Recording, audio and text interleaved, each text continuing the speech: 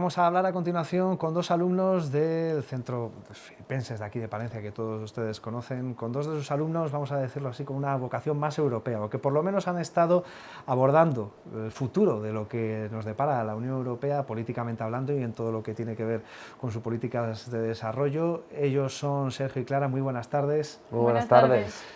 Lo primero de todo, ¿qué tal esta experiencia de esta especie de Parlamento Europeo para jóvenes, que sirve un poco para prepararos y ver hacia dónde va la Unión Europea y hacia dónde podéis ir vosotros también? ¿Qué tal ha sido la experiencia? Pues a mí me parece una experiencia increíble, no solo por, al fin y al cabo, lo que aprendes, que es expresarte, sino por la gente. Era un ambiente muy sano y había gente de verdad que valía la pena conocer, en mi opinión. Hemos aprendido muchísimas cosas todos, hemos conocido muchísima gente, hemos aprendido a hablar, a relacionarnos, sobre todo a saber que podemos hacerlo y ha sido una experiencia personal impresionante.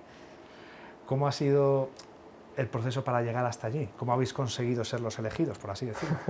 Bueno, pues la Conchi, que por cierto, muchas gracias a ella por habernos iniciado en esto, pues dio 4 temas. Nos lo presentó el tema del MEP, es muy interesante, y dejó como para presentarse y tienes que realizar un trabajo. Luego más tarde ella lo revisaría y pues ella iba a dejar ese trabajo para sus compañeros, y el que más gustara, el que más se ve que tiene un aspecto objetivo y crítico, pues era el elegido y era el que nos iba a representar.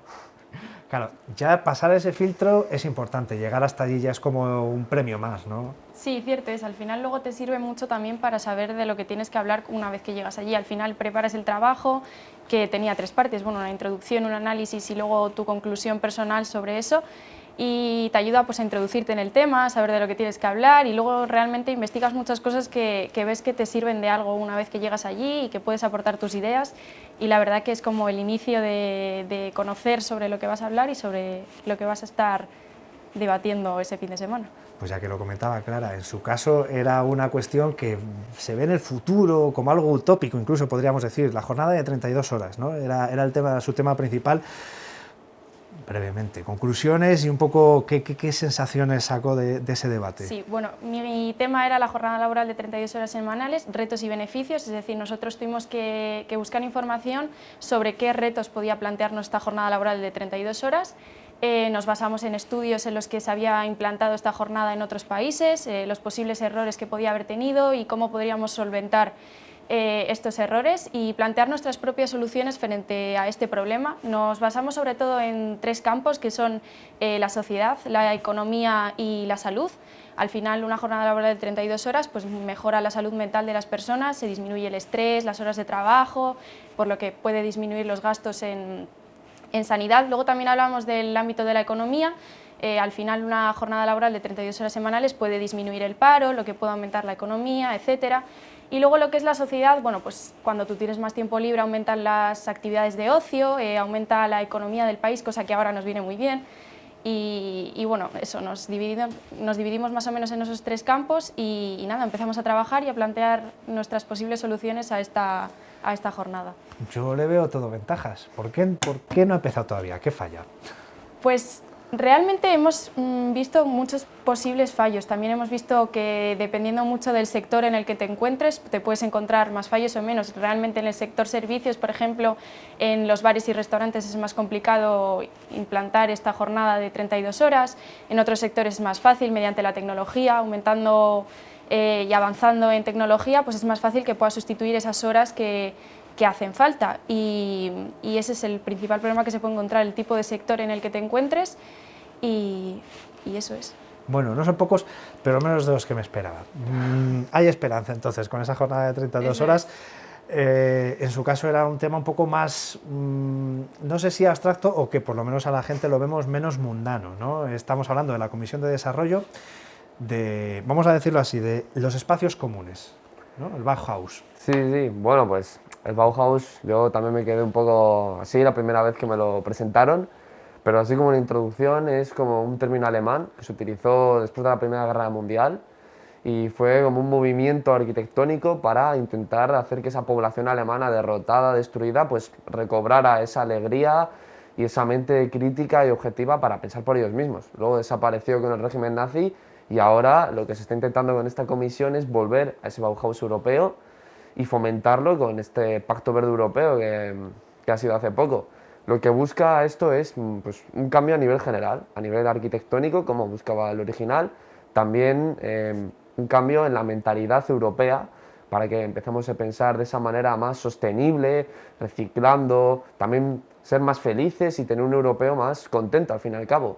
Y en el aspecto arquitectónico, pues aparte de hacer edificios más bonitos, tal, también un aspecto sostenible, pues crear más paneles solares, hacer que Europa sea un país sostenible y cómo liderar una posible tercera revolución industrial focalizada en las energías renovables.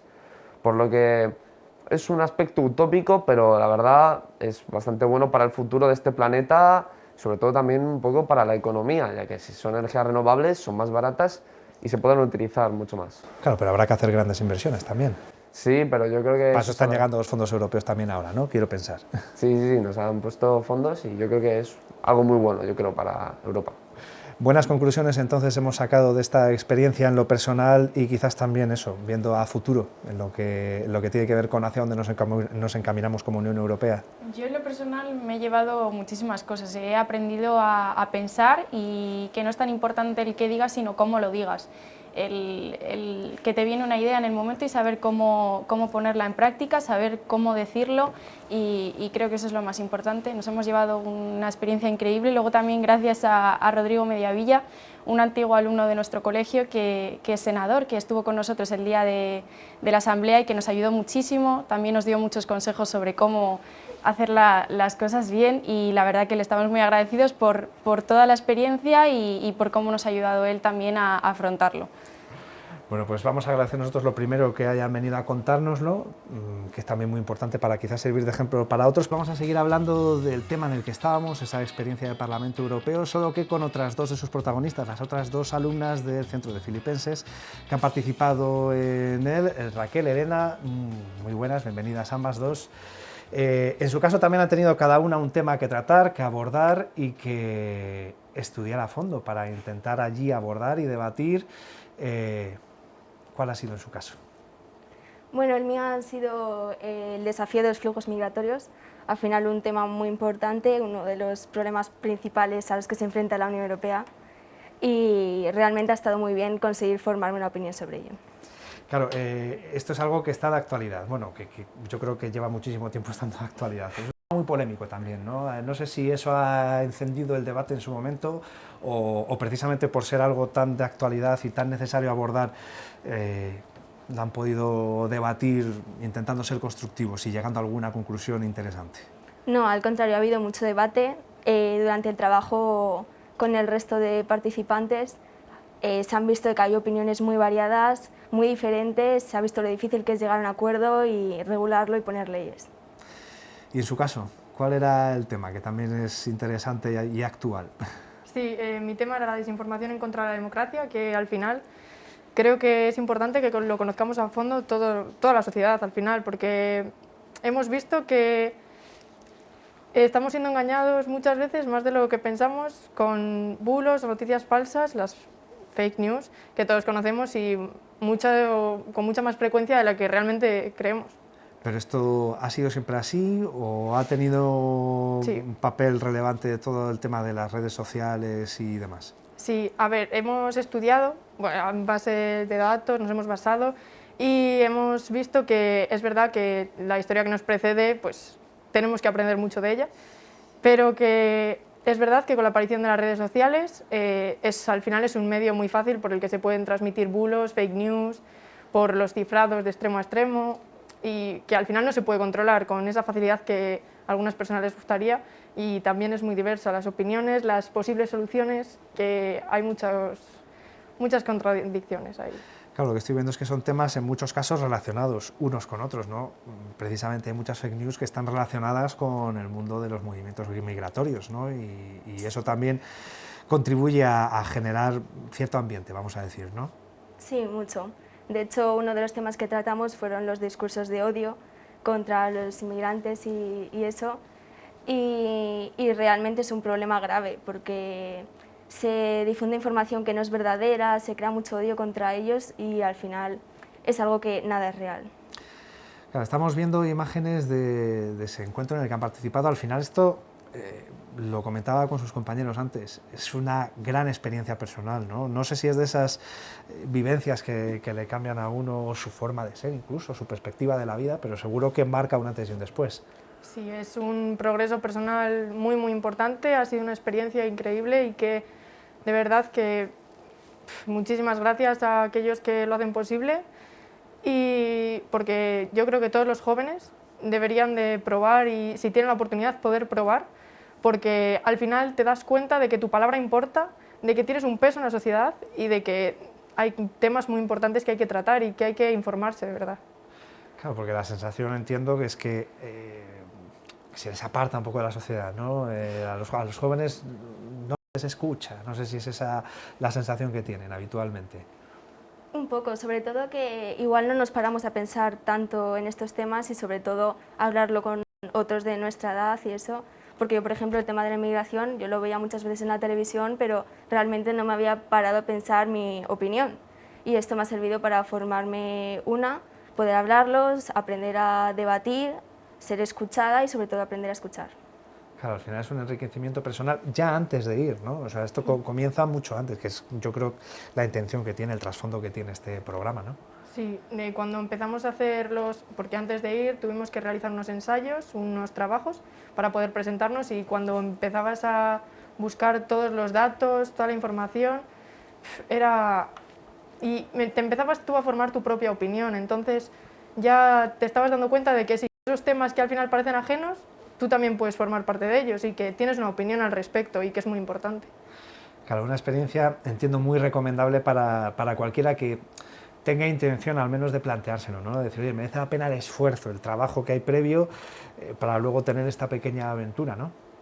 Sí, merece completamente la pena y es mucho trabajo realmente, incluso ese fin de semana que hablamos muy bien de él, también tiene mucha parte de estrés y de trabajo y todo eso, pero realmente merece mucho la pena, tanto por la gente que conoces como los valores que te llevas y la experiencia sobre todo. Compensa el esfuerzo, que es esto que siempre parece, no, es que tanto esfuerzo no, compensa. Sí. Sí. A nosotros nos lo vendió muy bien nuestra profesora, la que nos ha incitado a entrar a este programa, y es verdad que cuando planteábamos todo el fin de semana de un sitio a otro... Llevan agobiados antes de empezar, ¿no? Era un poco agobio, pero luego estando allí, ves que lo disfrutas muchísimo, es una experiencia. Además, también teníamos un referente, que iba Andrea Campos, una chica que es también de nuestro instituto, y que iba de presidenta. Nosotros 4 íbamos de delegados y ella iba pues de presidenta un poco a dirigir la comisión, la asamblea, y también ves que, pues, que se puede llegar más allá, que no se termina ahí. Bueno, pues veremos si el próximo año, en próximas ediciones, volvemos a ver en este caso un presidente o presidenta de Filipenses de Palencia. Raquel Treceño, Elena Martín, muchas gracias a las dos por haber venido, enhorabuena por esa experiencia y ojalá nos vuelvan a dar más buenas noticias y nos ayuden a alumbrar un poco el futuro de la Unión Europea. Muchas gracias.